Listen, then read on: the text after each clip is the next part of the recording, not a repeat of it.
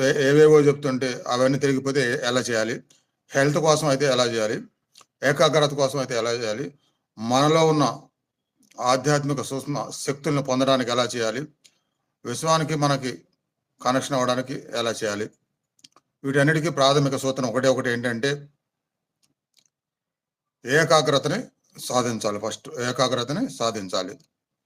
ఆ ఏకాగ్రతని బయట ఎక్కడో సాధించడం మొదట్లో కుదరదు. ఎందుకంటే బయట అనేది మనసు స్థిరంగా ఉండదు.